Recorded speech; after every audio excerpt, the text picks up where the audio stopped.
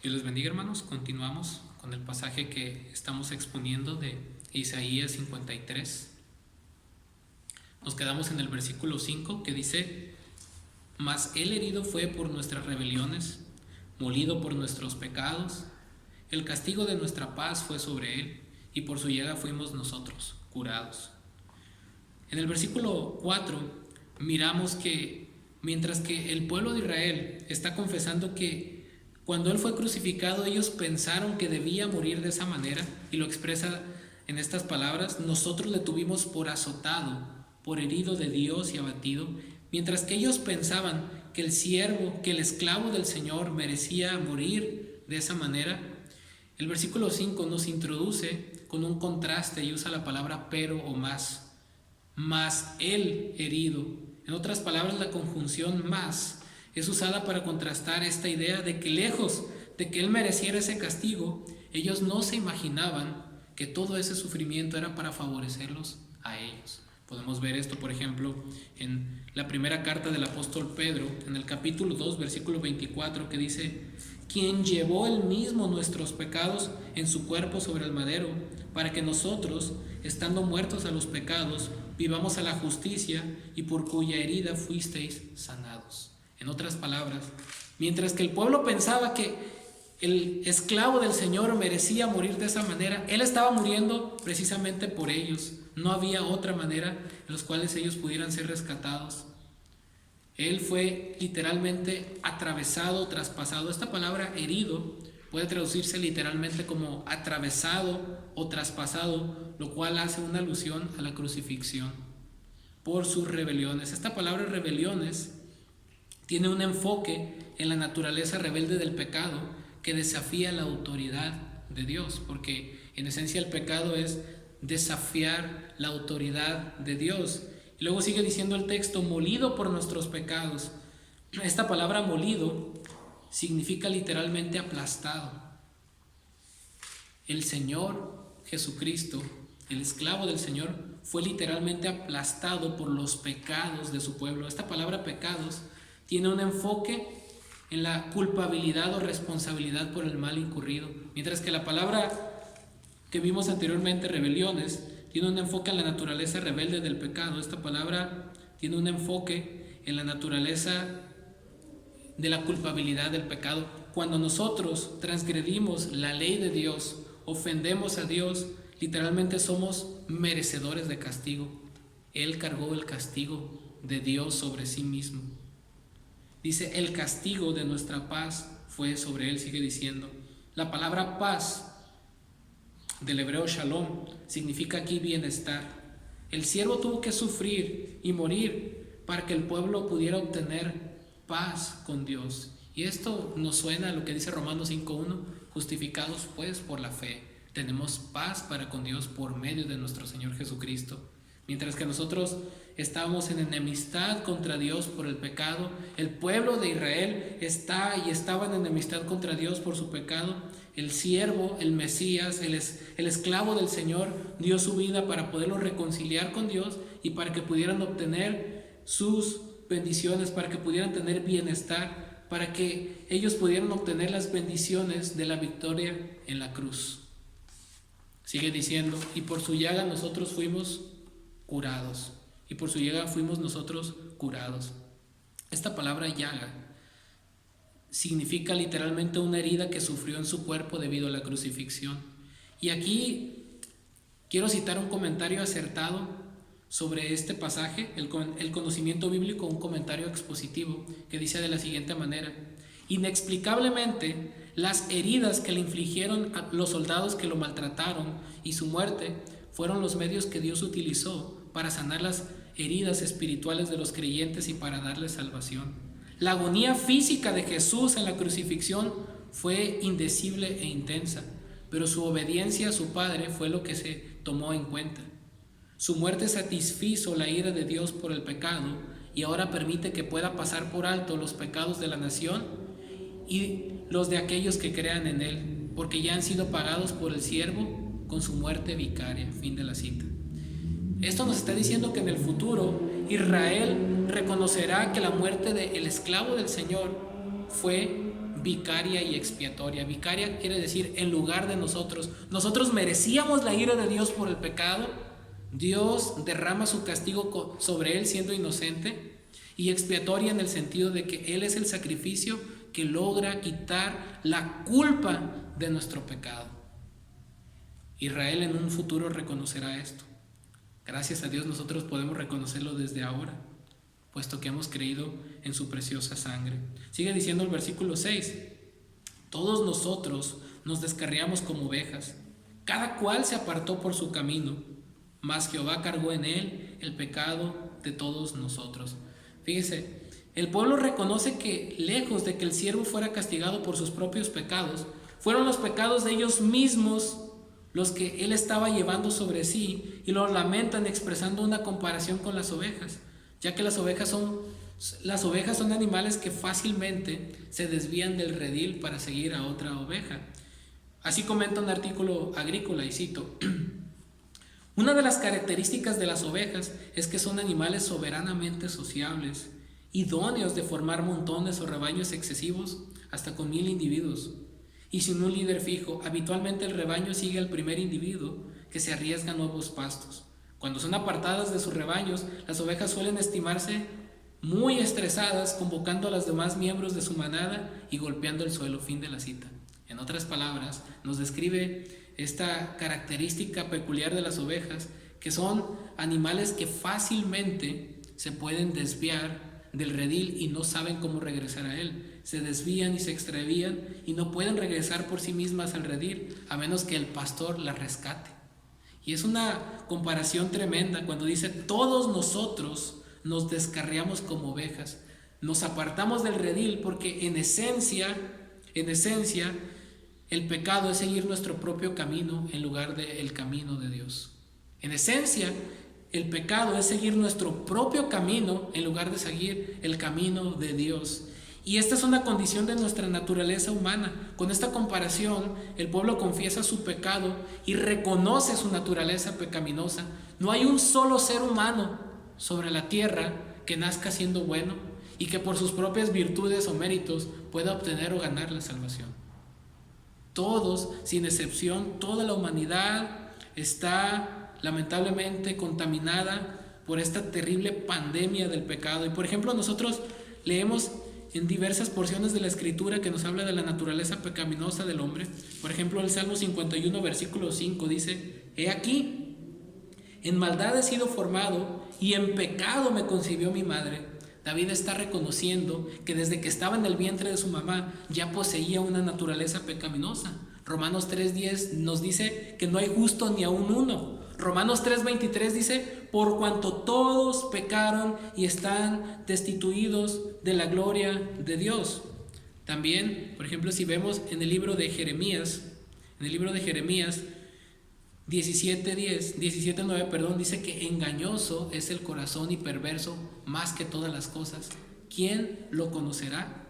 Lamentablemente, la naturaleza pecaminosa que poseemos nos impide podernos regenerar a nosotros mismos, salvar. Todos nosotros estamos fuera del redil. Al seguir nuestros propios caminos, estamos lejos de Dios, y Dios tuvo que enviar a su esclavo, el Mesías, para que Él nos pudiera acercar a Él. Él es el buen pastor que da su vida por sus ovejas, como dice Juan capítulo 10.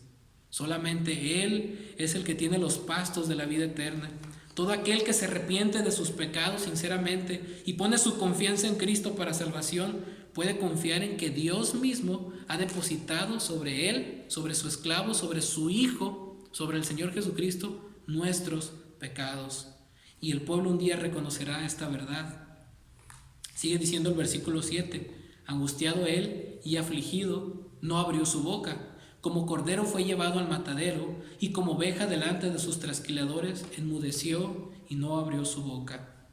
Cuando dice aquí que él fue angustiado, significa que literalmente él fue oprimido por aquellos que lo enjuiciaron, fue afligido, es decir, se humilló a sí mismo al él permitir que lo crucificaran, que lo golpearan, que lo maltrataran, que lo escupieran, que lo bofetearan, que le dieran de puñetazos, que lo humillaran. Él mismo se humilló porque Él es Dios y tenía todo el poder del mundo, para poder destruirlos, pero él voluntariamente se sometió a la voluntad del Padre sin decir una sola palabra, así como una oveja. Cuando la van a asesinar, no pone resistencia. Él no puso resistencia a hacer la voluntad de Dios, porque él sabía que tenía que entregar su vida para salvar a su pueblo de sus pecados. Él voluntariamente se entregó para salvarnos. El siervo o el esclavo del Señor afrontó con sumisión esa injusticia, porque él sabía que tenía que morir en esa cruz para salvar a sus escogidos. En otras palabras, él voluntariamente ofreció su vida. Él mismo dijo que nadie se la quitaba, sino que él de sí mismo la ponía para salvar a su pueblo, a sus escogidos. Dios mismo entregó su vida para poder salvar a aquellos que se descarriaron como ovejas, cada cual siguiendo su camino, desviándose de Dios. Dios lo hizo por medio del siervo. Sigue diciendo el versículo 8: por cárcel y por juicio fue quitado, y su generación, ¿quién la contará? Porque fue cortado de la tierra de los vivientes, y por la rebelión de mi pueblo fue herido.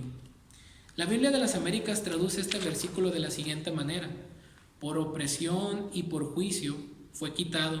Y en cuanto a su generación, ¿quién tuvo en cuenta que él fuera cortado de la tierra de los vivientes por la transgresión de mi pueblo, a quien correspondía la herida?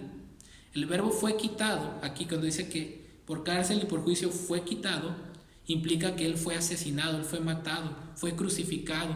Fue matado debido a la opresión de los líderes impíos del pueblo que hicieron un juicio injusto, calumniándolo para que fuera crucificado. Podemos ver esto, por ejemplo, en Mateo capítulo 26. Mateo capítulo 26, versículos del 59 al 68. Mateo capítulo 26, versículos del 59 al 68.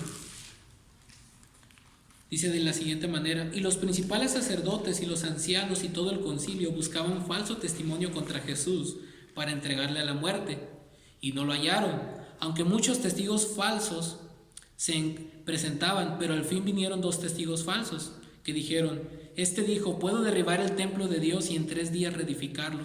Y levantándose el sumo sacerdote le dijo: ¿no respondes nada? ¿Qué testifican estos contra ti? Mas Jesús callaba. Entonces el sumo sacerdote le dijo: te conjuro por el Dios viviente que nos digas si tú eres el Cristo, el Hijo de Dios. Jesús le dijo: tú lo has dicho, y además os digo que desde ahora veréis al Hijo del Hombre sentado a la diestra del poder de Dios y viniendo en las nubes del cielo. Entonces el sumo sacerdote rasgó sus vestiduras diciendo: ¡ha blasfemado! ¿Qué más necesidad tenemos de testigos? He aquí, ahora mismo habéis oído su blasfemia.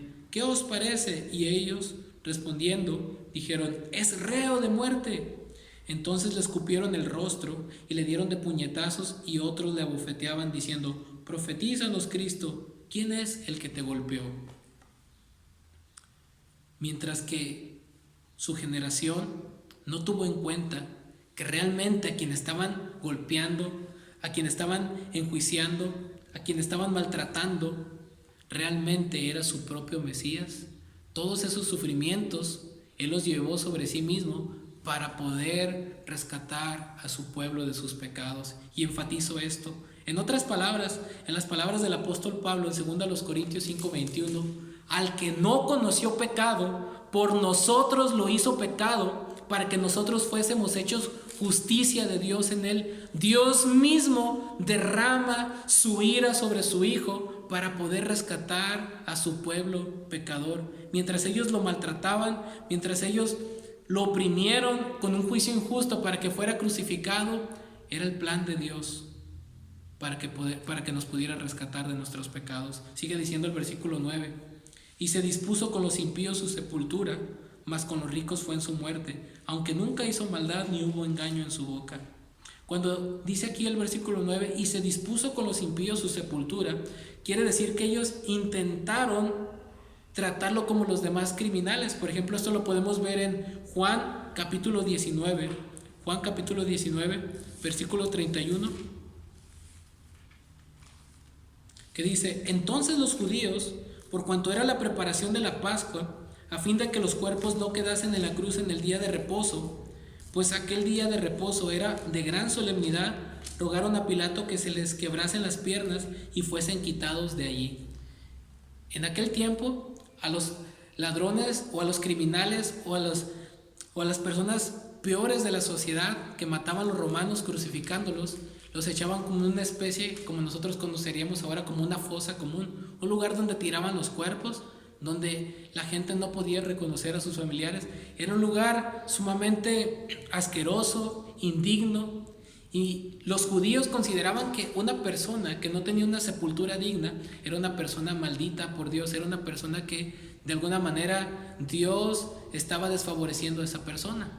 Pero mientras ellos intentaron hacer eso, Dios tenía un plan. Dios usó a José de Arimatea para que él pudiera donar una tumba nueva y ahí fuera sepultado nuestro Señor. Mientras ellos le quisieron dar una sepultura indigna, Dios no lo permitió, porque el Señor Jesucristo, su esclavo amado, su Hijo amado, no era cualquier persona ni era un pecador, sino que Él murió por los pecadores. Esa fue la realidad. El siervo fue tratado como un vil criminal, y a pesar de ello, sigue diciendo el versículo 10, con todo eso, aunque no hubo engaño en su boca, esta palabra que no hizo maldad y no hubo engaño en su boca, implica que Jesucristo, el esclavo del Señor, es impecable. Nunca en su vida Jesús tuvo un mal pensamiento, nunca pecó ni con sus labios, ni con sus pensamientos, ni con sus acciones, porque si él hubiera cometido un solo pecado, eso hubiera demostrado que Dios es corrupto por naturaleza, por haber aceptado un sacrificio no perfecto. Jesús tuvo que ser sin pecado para que la ira de Dios recayera sobre él y para poder salvar a los pecadores. Si Jesús hubiera pecado alguna vez, ningún ser humano podría tener salvación. Además que la Biblia es clara y contundente cuando nos declara que Jesús jamás de los jamases cometió un solo pecado. Podemos comprobar esto, por ejemplo, con Primera de Pedro 2:22. Primera de Pedro 2:22, por ejemplo, una de tantas declaraciones que dice de la siguiente manera: el cual no hizo pecado, ni se halló engaño en su boca. Segunda a los Corintios 5:21 dice: al que no conoció pecado, por nosotros lo hizo pecado. Él no experimentó el pecado ni en su naturaleza ni en sus acciones. Él fue sumamente perfecto. Por ejemplo, también en Hebreos 4:15 nos dice que la razón por la cual nos podemos acercar a Él y que Él nos puede socorrer es porque Él es impecable. Dice así Hebreos 4:15, porque no tenemos un sumo sacerdote que no pueda compadecerse de nuestras debilidades, sino uno que fue tentado en todo, según nuestra semejanza, pero sin pecado. Jesús fue impecable. Él nunca pecó ni hubo engaño en su boca. Él nunca dijo algo que fuera contrario a la voluntad de Dios. Y a pesar de esa perfección, dice que con todo eso, dice el versículo 10, Jehová quiso quebrantarlo, sujetándole a padecimiento cuando haya puesto su vida en expiación por el pecado. Esta frase, con todo eso, implica que a pesar de que Jesús fue desde su concepción milagrosa por el Espíritu Santo en el vientre de María, el santo ser que nacería sería llamado Hijo de Dios. Desde que estuvo en el vientre de María, toda su vida y hasta su crucifixión, nunca pecó, siempre fue santo. A pesar de ello y de que obedeció la voluntad de Dios a la perfección, a pesar de todo eso, Dios quiso aplastarlo. La palabra quebrantarlo significa literalmente aplastarlo.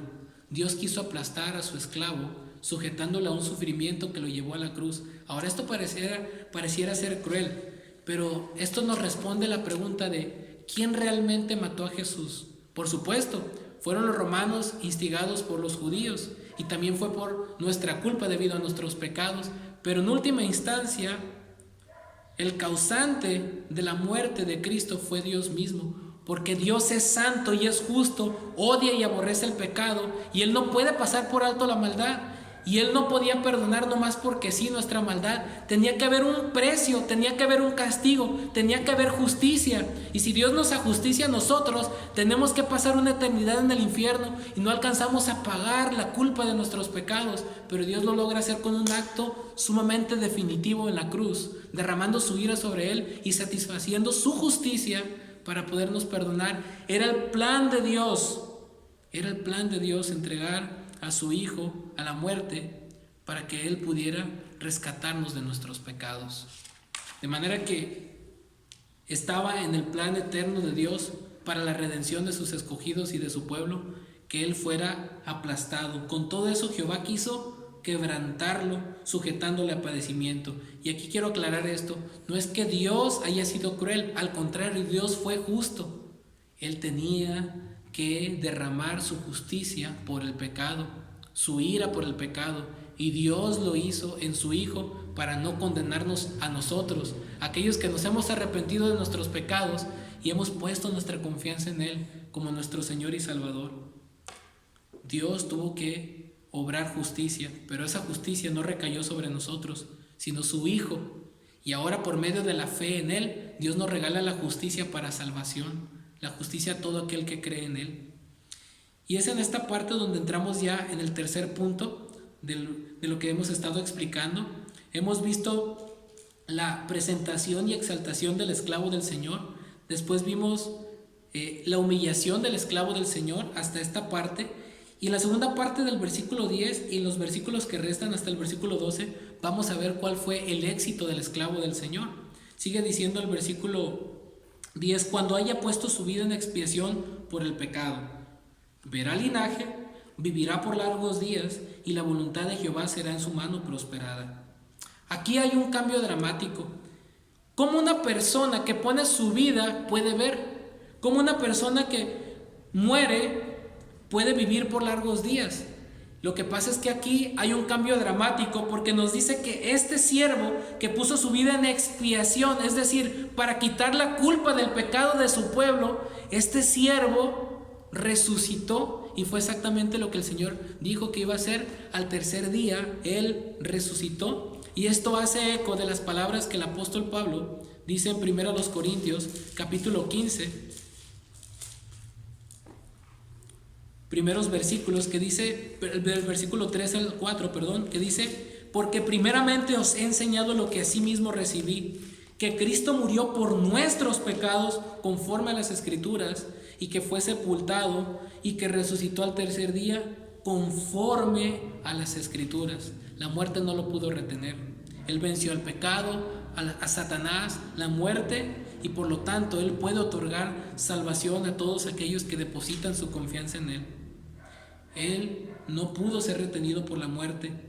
La resurrección implica que Dios, en efecto, tomó en cuenta su sacrificio, y por esa muerte expiatoria y vicaria, Dios nos puede también dar vida a nosotros. La resurrección es la garantía de que Dios aceptó su sacrificio. La resurrección es la garantía de que Jesús es realmente quien dijo ser. La resurrección es la garantía de que un día también nosotros resucitaremos con cuerpos glorificados, cuerpos transformados, hechos a su semejanza, sin pecado, sin dolor, sin enfermedad. Todos aquellos que se han arrepentido de sus pecados y han puesto su confianza en este glorioso, en este grandioso y hermoso esclavo del Señor, podemos tener la esperanza de que nuestros cuerpos serán transformados a la semejanza de su gloria para vivir una eternidad con Él.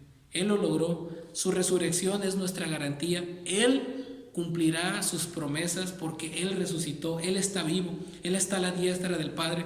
Él no quedó muerto, Él no quedó en la tumba, Él no quedó en la cruz. Él resucitó, y puesto que Él resucitó, por lo tanto entonces es una garantía de que lo que nosotros predicamos se va a cumplir. De hecho, el apóstol Pablo en 1 Corintios capítulo 15 dice que si la resurrección no fuera verdad, fuéramos las personas más miserables del universo. No tendría sentido nuestra vida ni lo que predicamos. Si Cristo no hubiera resucitado, realmente no habría cristianismo, y el cristianismo no tenía sentido. Pero como realmente Cristo resucitó, esa es la garantía que en efecto todas las promesas que el Señor nos ha hecho en el Señor Jesucristo son reales y verdaderas.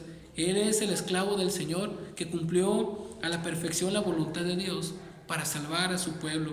Pero Él no solamente quedó en la tumba, Él resucitó. Y por esa resurrección verá el fruto de la aflicción de su alma. Esta frase se puede traducir como: verá el trabajo duro y penoso de su alma y quedará saciado o satisfecho. Esta palabra se usa para describir a una persona que sus necesidades han quedado satisfechas, como cuando uno come y quedas totalmente saciado. El Señor Jesucristo quedaría tan satisfecho, tan saciado, al haber llevado a cabo la voluntad del plan salvador de Dios para glorificar a su Padre. Sigue diciendo el texto: por su conocimiento justificará a mi siervo justo a muchos y llevará las iniquidades de ellos. Esta palabra conocimiento significa información de una persona con una fuerte implicación en la relación con esa persona. No solamente un conocimiento intelectual, quiere decir que es una información que te lleva a tener una relación con esa persona. Por su conocimiento mi siervo justo justificará a muchos. Es decir, por conocer a Cristo, por conocerle a Él, por tener una relación personal con Él, el pecador podría ser declarado justo. Es decir, Dios decreta que ya no es más culpable y que ahora puede tener una relación correcta con Él. Una verdadera relación con Cristo nos lleva a reconciliarnos con Dios. De hecho, Juan 17:3 dice: y esta es la vida eterna, que te conozcan a ti, al único Dios verdadero, y a Jesucristo a quien has enviado. Conocer a Cristo equivale a conocer a Dios, y el tener una relación íntima y personal con Él equivale a tener una relación íntima y personal con el Padre. No se puede llegar al Padre si no es por el Hijo. Nadie puede tener una relación con el Dios verdadero si no es por medio del esclavo del Señor, del Mesías, el Señor Jesucristo, Dios hecho carne, que dio su vida en la cruz y resucitó al tercer día. Absolutamente nadie en la tierra puede tener una relación correcta con Dios si no es por medio de Cristo, por tener una relación y una comunión con Él. Por su conocimiento justificará mi siervo justo a muchos y llevará las iniquidades de ellos. Esta palabra llevará las iniquidades de ellos significa que sobre sí mismo cargó con nuestras maldades. Y la conclusión del versículo 12 nos dice: por tanto, por esa razón que Él mismo llevó las iniquidades de su pueblo sobre sí mismo, dice el versículo 12: yo le daré parte con los grandes y con los fuertes repartirá despojos, por cuanto derramó su vida hasta la muerte y fue contado con los pecadores, habiendo Él llevado el pecado de muchos y orado por los transgresores.